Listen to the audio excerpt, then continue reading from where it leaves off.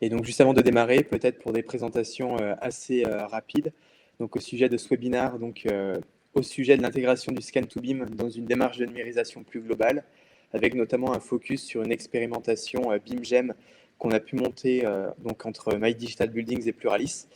Je suis pour ma part responsable marketing plutôt de la part sur le sujet de My Digital Buildings, mais j'ai suivi de manière assez rapprochée cette expérimentation-là. Et juste avant de démarrer, Nadim, je te laisse te présenter brièvement aussi de ton côté.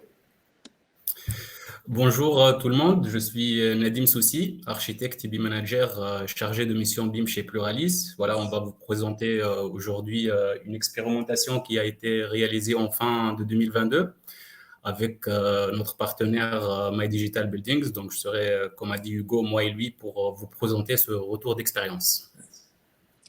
Parfait. Et démarrons, je pense. Et juste peut-être quelques petites informations que je m'étais notées avant de démarrer.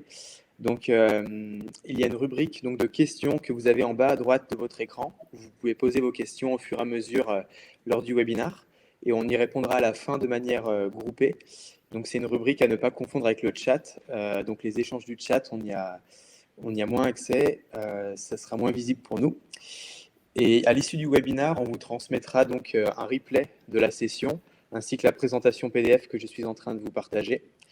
Et juste avant de démarrer, pour conclure le mot d'introduction, je voulais en profiter pour remercier la French Tech Grenoble, qui, lors d'un événement dans le cadre de son programme Territoire Solutions, nous a permis de rencontrer Pluralis et de monter une expérimentation. Et ce qui est tout à fait le rôle en fait de Territoire Solutions, ça montre qu'il facilite bien la mise en relation et les mises en relation pertinentes. Voilà tout.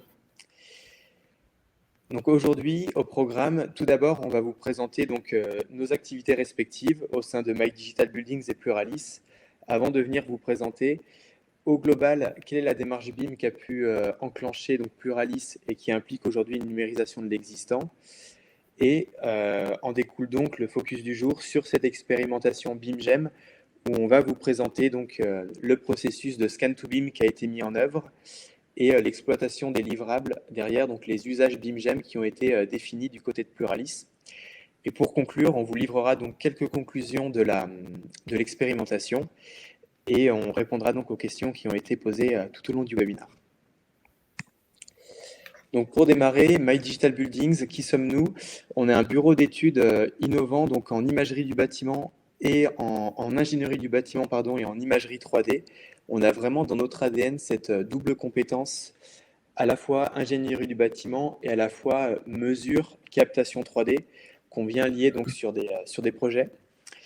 Et on se positionne comme un acteur qui simplifie donc la création et l'exploitation des données géospatiales des bâtiments pour tous leurs acteurs. Donc par données géospatiales, on sous-entend plan 2D, maquette 3D BIM, visite virtuelle et nuages de points. À côté de ça, on a été pionnier donc, dans le déploiement des technologies de scan mobile Navis en France. Donc, c'est les appareils de captation que vous pouvez voir actuellement à l'écran, qu'on a intégrés dans des protocoles de captation multitechnologiques, donc, qui intègrent différents types de scanners. Mais on reviendra sur ce sujet-là un peu plus tard. Donc, de cette promesse en découle une activité qui se divise aujourd'hui en 3 rubriques principales. La première, c'est vraiment un volet de conseil et d'accompagnement BIM, où on vient donc accompagner des acteurs sur la structuration de leur démarche BIM, soit à l'échelle d'une démarche globale, soit sur des projets plus ponctuels. Et derrière, sur le volet captation, on a développé donc un réseau national de scan 3D en France. On est présent dans 7 villes aujourd'hui, donc Lyon, Dijon, Paris, Le Mans, Toulouse, Bordeaux et Béziers. Et ce qui nous permet de nous positionner comme un interlocuteur unique pour nos clients et d'apporter une réponse globale via un maillage territorial qui nous permet d'être réactif, compétitif et de proposer une réponse qui a des protocoles de captation et des livrables qui sont standardisés sur tous les projets de nos clients en France. Voilà. Et derrière, on découle le volet production de livrables où sur la base des données captées, on vient produire donc des plans, des maquettes 3D BIM, des visites virtuelles et des nuages de points. Et ce qui nous amène à travailler avec différents acteurs dans le bâtiment, dont des grandes organisations en fait, qui sont gestionnaires d'un patrimoine immobilier important et qui en déclenchent une numérisation pour laquelle il faut trouver des solutions pour passer à l'échelle rapidement, ou alors pour des intermédiaires qui nous font travailler sur des projets pour le compte de tiers, donc des architectes, des bureaux d'études ou des constructeurs. Et on n'est pas limité par la typologie de bâtiment, on intervient tant dans l'industrie que dans le logement, que dans la grande distribution, des sites en construction, des stations de métro, enfin on est assez tout-terrain. Voilà tout. Nadim, je te laisse prendre la main sur la présentation de Pluralis. Alors, par rapport à Pluralis, nous, on est un acteur majeur d'habitat social en Isère. L'entreprise, elle gère un patrimoine de 14 000 logements qui sont répartis sur 712 résidences et offrant 28 300 places pour les personnes pour se loger. Les principales implantations des agences de Pluralis sont tout au long de l'Isère. Le Nord Isère, l'agence de Bourgoin-Jallieu, le Centre Isère, l'agence de Voiron, et le Sud Isère, qui est l'agence de Grenoble. Voilà. Donc ça, c'est par rapport à l'implantation et les chiffres clés de l'entreprise. Par rapport aux activités, nos principales activités sont planifier les réalisations futures, élaborer un projet sur mesure, conduire l'opération et gérer les logements locatifs, ce qui explique la présence de cette direction dans deux directions métiers qui sont la direction du développement et patrimoine et la direction du service aux habitants et 5 directions de support. Voilà. Donc ça, c'est par rapport à Pluralis Habitat. On va passer maintenant pour vous mettre dans le cadre de notre expérimentation avec My Digital Buildings. En fait, notre cas d'étude était la résidence qui s'appelait Bacriel. Elle est située à Voiron et construite en 1963. La surface cadastrale de la résidence couvre environ 10 500 mètres carrés. Elle offre 5 bâtiments, comme vous le voyez dans l'écran, A, B, C, D, voilà. Et dans ces 5 bâtiments, on trouve 75 logements collectifs, sociaux, et on trouve 2 garages offrant 23 places de stationnement. Ça, c'est notre cas d'étude. Et donc, pour revenir sur l'expérimentation, aujourd'hui, pour vous la présenter, on a décidé de la découper en 3 parties. Donc, la première, c'est vraiment le cadrage, la structuration du projet, et ensuite les phases de captation 3D et de modélisation BIM. Et derrière, on viendra découler sur les usages BIM déployés côté gestion, exploitation, maintenance pour Pluralis. Donc, tout d'abord, ce qu'il faut noter sur la partie cadrage du projet, c'est que vraiment Pluralis a fait ce travail amont de production d'une documentation BIM, contenant notamment une convention BIM qui structure leur démarche globale à l'échelle du patrimoine, ainsi qu'un cahier des charges BIM qui, lui, est plutôt appliqué au projet. Et ça, nous, ça vient du côté de My Digital Buildings, nous positionner plutôt favorablement. On a analysé cette documentation BIM et les bâtiments dont il était question sur le projet, pour plutôt être force de proposition sur la partie captation 3D, voilà, définir les protocoles qui étaient le plus adaptés, notamment si on se projetait à l'échelle d'un patrimoine plus grand, et voilà, derrière, prendre en charge la partie modélisation. Donc à ce sujet, je vais laisser Nadim vous présenter la partie plutôt gestion de projet sur cette expérimentation. Effectivement, Hugo, en fait, le point au début qui était le plus important, c'était le cadrage du projet. Ce cadrage se manifeste à travers la rédaction d'une charte BIM avec des annexes spécifiant l'ensemble des exigences de la maquette numérique. Avec cette charte aussi, on a préparé des fiches de saisie de données directement depuis des tableurs Excel vers les maquettes numériques. Et aussi, on a transmis à My Digital Buildings des plans DOE, voilà, de la résidence qui sont un peu des anciens plans où on trouve quelques éléments manquants par rapport à l'extérieur, ce qui va nous amener à compléter ces données d'entrée avec le nuage de points que Hugo va détailler après comment on a pu le faire. Donc ça, c'est par rapport au cadrage du projet, mais pas seulement le cadrage du projet qui est important, il y a aussi le cadrage de la collaboration entre Pluralis et My Digital Buildings.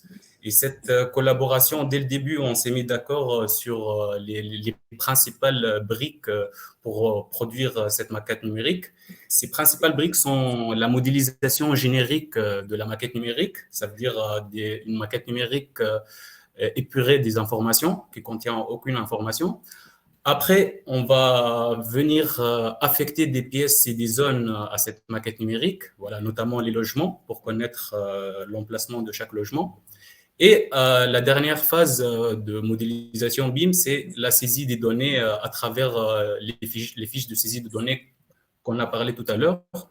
Et du coup, My Digital Buildings avait la responsabilité de réaliser ces missions et de transmettre les maquettes numériques à Pluralis. Nous, à Pluralis, et moi personnellement, quand je reçois voilà, les livrables de la part de My Digital Buildings, on fait un contrôle de conformité en interne, selon chaque brique, comme on a expliqué au début, et pour à la fin avoir une maquette numérique d'exploitation de qualité et la faire passer à l'ensemble du service patrimoine pour l'exploiter et exploiter les informations qu'on va le trouver dedans, quoi.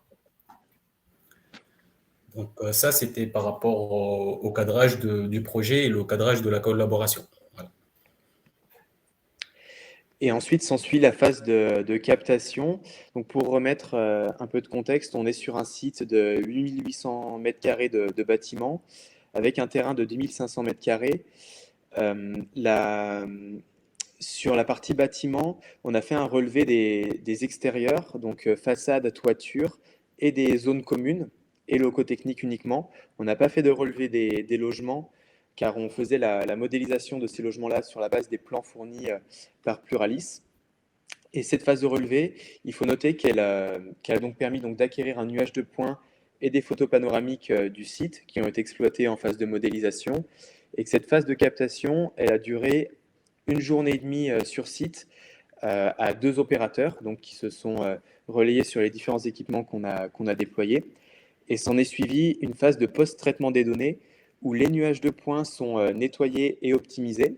Donc il y a une phase de calcul et d'assemblage des nuages de points qui s'ensuit avant d'exporter un nuage de points global qui a été contrôlé et qui sera utilisé en phase de modélisation.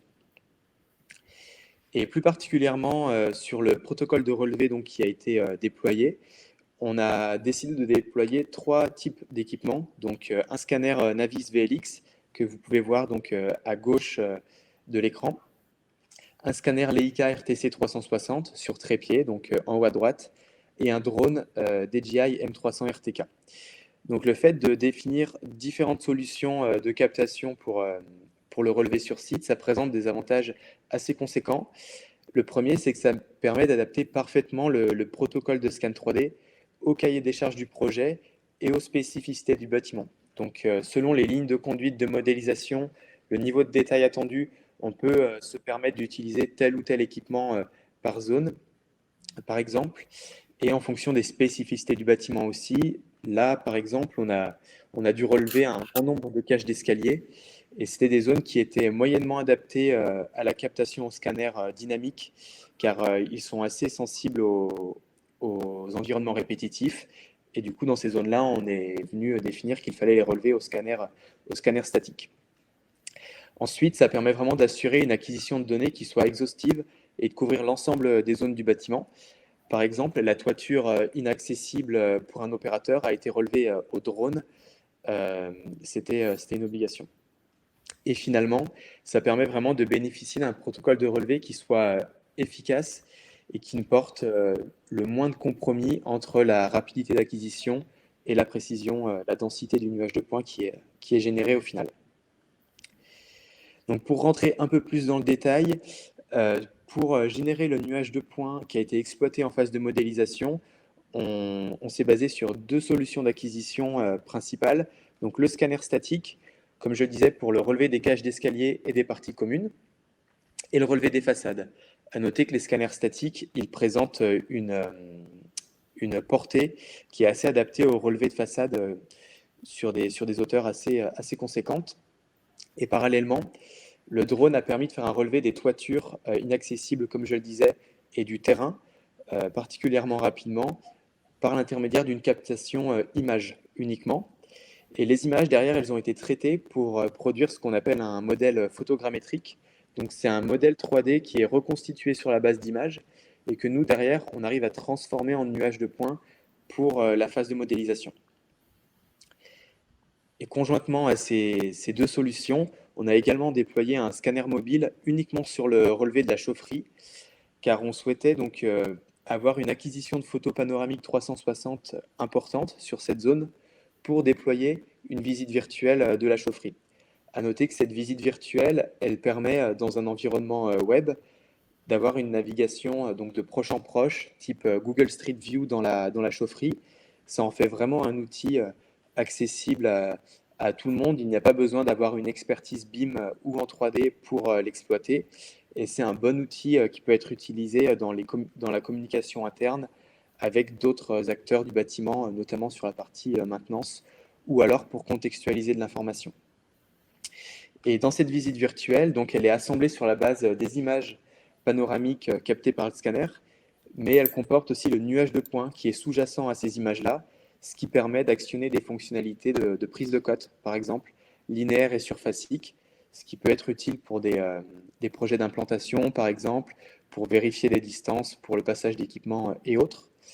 Et finalement, dernière fonctionnalité intéressante dans le cadre de cette expérimentation, c'est que la visite virtuelle, dans celle-ci, on peut ajouter donc des étiquettes qui intègrent du contenu, donc centraliser des photos, des vidéos ou des fichiers PDF directement dans la visite virtuelle, ou alors associer ces étiquettes-là par un simple URL à des données qui sont dans d'autres outils de GMAO, GTB par exemple. Et donc, in fine, on a donc pu générer un nuage de points global que vous voyez en bas à gauche de l'écran actuellement et qui a été utilisé tout au long du processus de modélisation. Donc, c'est ce qu'on appelle un processus de scan to BIM.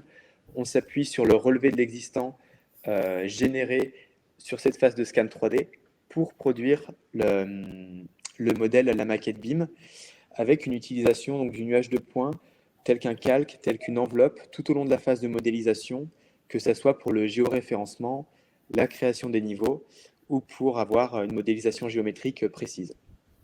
Et in fine, ça permet de tendre vers une modélisation as-built, donc tel que construit, au plus proche, au plus fidèle du réel, le réel ici étant représenté par le nuage de points de la résidence. De la résidence et donc du terrain, comme vous le voyez sur le nuage de points ou sur la modélisation. Et dernier point concernant la modélisation. Donc nous, évidemment, qu'on a suivi la charte BIM, le cahier des charges BIM de Pluralis et respecté les lignes de conduite concernant l'arborescence et la hiérarchisation des données ou les niveaux de détail géométriques et informatifs. Et ça a beaucoup de valeur parce que ça permet de garantir un livrable qui sera exploitable, qui aura le bon niveau de détail et les bonnes informations par rapport aux usages qui sont projetés par Pluralis, en l'occurrence. Donc, c'est une véritable garantie de succès. Et finalement, à noter que durant toute la phase de modélisation, on a mis en œuvre des contrôles qualité continus en comparant le nuage de points à la maquette 3D pour recenser et ajuster des écarts de modélisation entre le relevé et la modélisation tout au long de la phase de modé. Donc, c'est vraiment un processus de contrôle qualité qui permet de fiabiliser le relevé. Et petite parenthèse, là, ce n'était pas le cas, mais lorsque l'on déploie une visite virtuelle entière du bâtiment, on intègre aussi la visite virtuelle dans nos contrôles qualité. Ça nous donne, nous, en phase de modélisation, un accès à distance au bâtiment facile pour aller vérifier le contexte du bâtiment de manière générale pour lever des doutes en phase de modélisation. Et donc, les visuels que vous voyez sur l'écran, les deux duos représentent une superposition entre le nuage de points et la maquette à l'échelle globale, donc pour du contrôle qualité sur le volet géométrique. Et en dessous, c'est une superposition du nuage de points et des plans de la même manière pour faire du contrôle qualité en phase de modélisation 2D. Donc voilà tout pour la partie modélisation BIM. Je relaisse la main à Nadim sur la partie exploitation de la maquette. Alors, concernant l'exploitation de la maquette par Pluralis, l'ensemble des livrables qui ont été produits lors de cette expérimentation sont destinés aux différents services patrimoine. En effet, la maquette numérique va venir implémenter notre outil de gestion, exploitation, maintenance, qui, à travers, on va trouver des nouveaux usages en fait avec les services patrimoine. Là, pour le service de travaux programmables, les données de cette maquette numérique vont améliorer le plan pluriannuel d'entretien et fiabiliser le budget, notamment avec les quantités réelles des ouvrages issus directement de la maquette. Ça va aussi améliorer de ce fait les stratégies d'achat et d'automatiser aussi les métriques quantitatifs gérés par ces techniciens-là.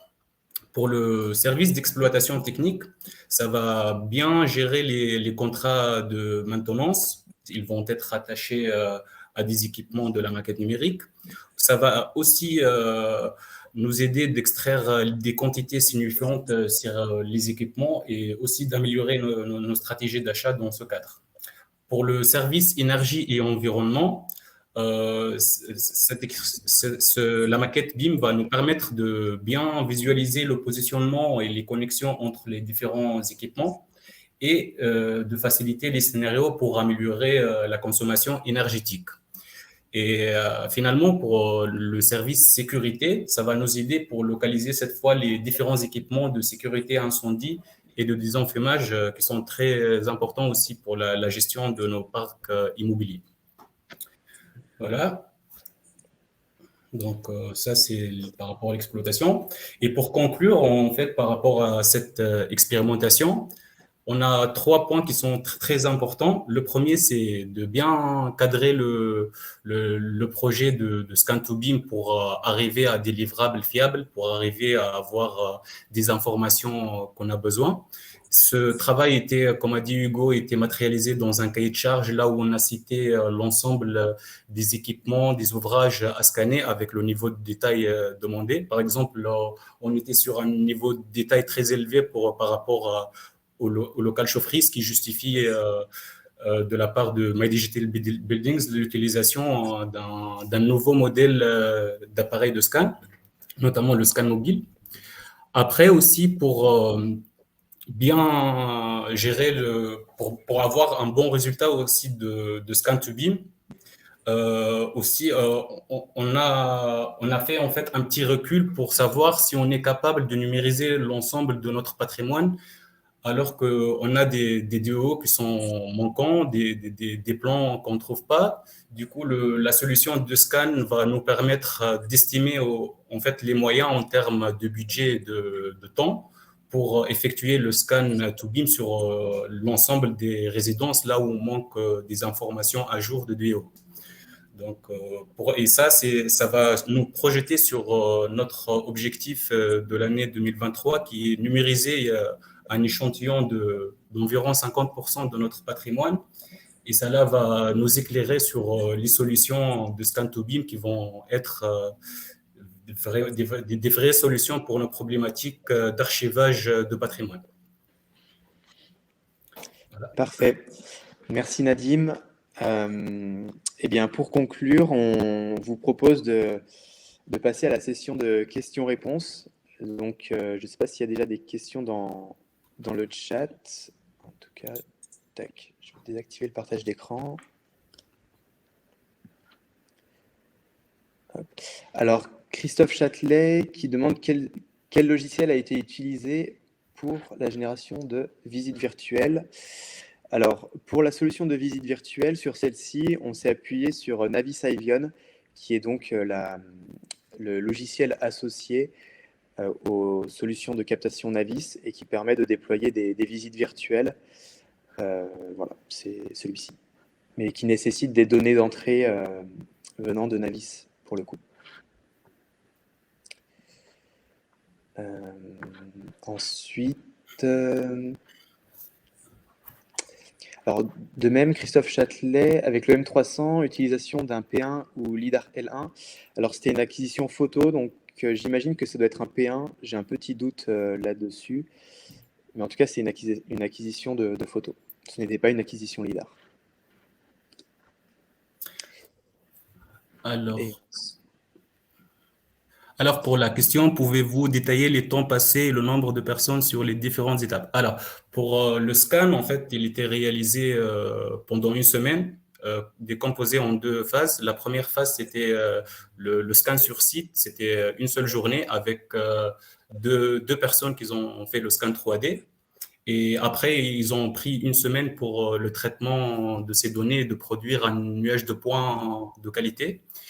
Et après, l'étape de modélisation, ça, elle a duré environ 2 mois. Et ces 2 mois-là, en fait, il y avait des va-et-vient entre My Digital Buildings et Pluralist pour, voilà, pour bien spécifier ce qui ne va pas dans la maquette. Voilà. Donc, c'est un travail de collaboration surtout, quoi. Et pour compléter cette réponse sur nous aujourd'hui, on se donne un ratio de un jour de captation donne environ un jour de post-traitement pour l'assemblage, le calcul des données, etc. Donc, ce qui donne voilà, au moins une semaine avant de livrer un nuage de points global. Mais sachant qu'on peut raccourcir ces délais, là c'est une semaine parce que c'est ce qui était convenu, mais le travail réel est plutôt de un jour de captation est égal à un jour de post-traitement. Nous, pour certains types de projets, on, on lance des campagnes de relevé où on rend donc un nuage de points assemblé 3 jours après, après une numérisation. Voilà.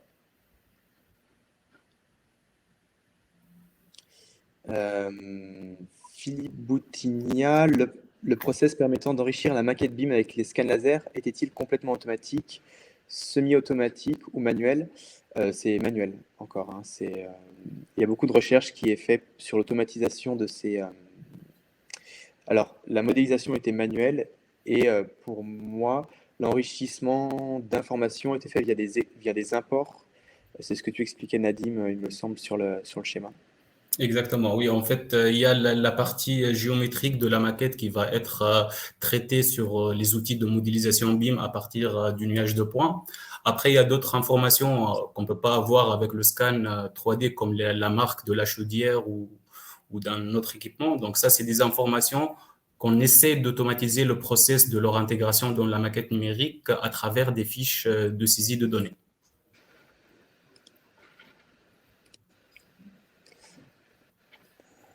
Alors, je vois qu'il y a eu une question dans le chat.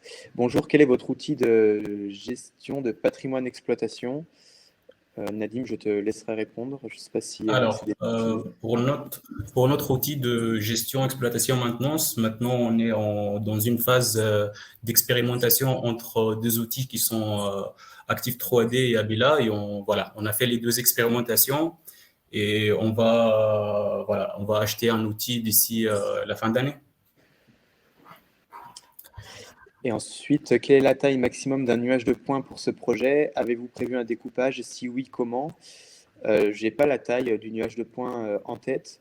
Le découpage peut être fait par bâtiment hein, si besoin, mais ici, c'était vraiment une livraison. Alors, il y a eu la livraison d'un nuage de points global et j'ai un doute. Est-ce qu'on vous a livré un nuage de points par bâtiment, Nadim? Je sais. Alors, le nuage de points, il était. Non, Oui, oui, il était complet. C'était pas par bâtiment, c'était un nuage de points complet. Mais après, la taille, je suis en train de chercher. J'ai pas la taille en tête aussi. Et ensuite, quel logiciel utilisez-vous pour la modélisation BIM? Autodesk Revit. Alors oui, on a mené la modélisation sur Revit. Hmm.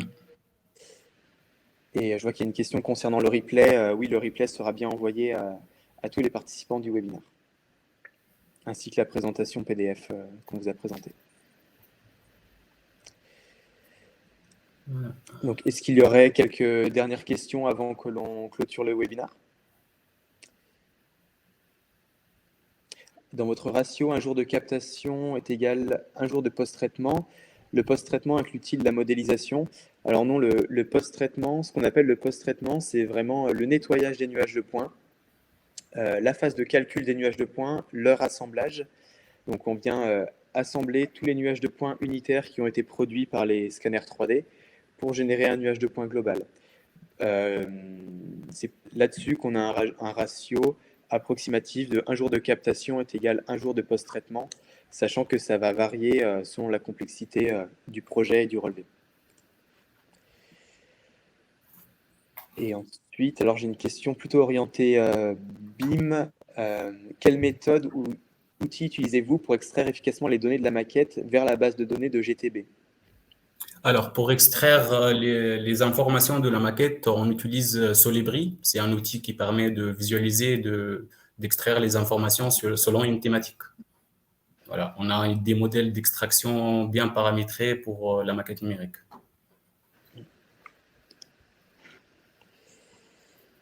Ensuite, j'ai une autre question. Y avait-il une taille maximale imposée par Pluralis pour le fichier natif RVT, ainsi que pour chaque famille d'objets importés? Alors, pour le fichier natif Revit, on n'a pas de contrainte de taille, mais par contre, pour le fichier IFC, ça ne doit pas dépasser 300 mégas. Voilà, par fichier. Ok.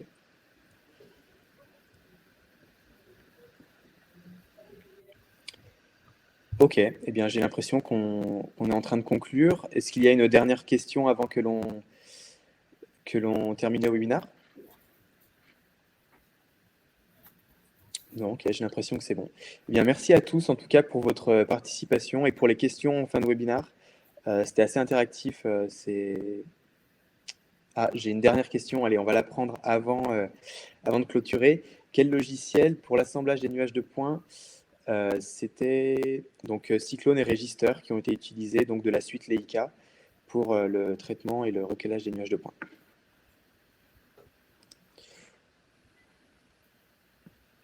Ah, il y en a encore un peu. Allez, on va les prendre. C'est toujours intéressant. Quel est le support, disque dur, hébergement, téléchargement du nuage de points? Alors, côté My Digital Buildings, on transfère le nuage de points sur une interface sécurisée que l'on a développée en propre.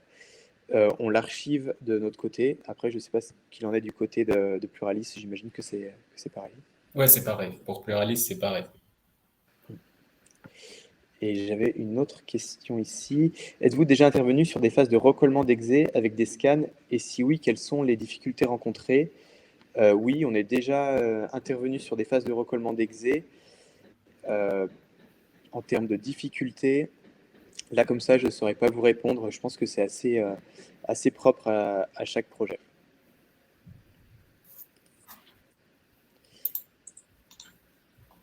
Je vois qu'il y a une dernière question qui arrive.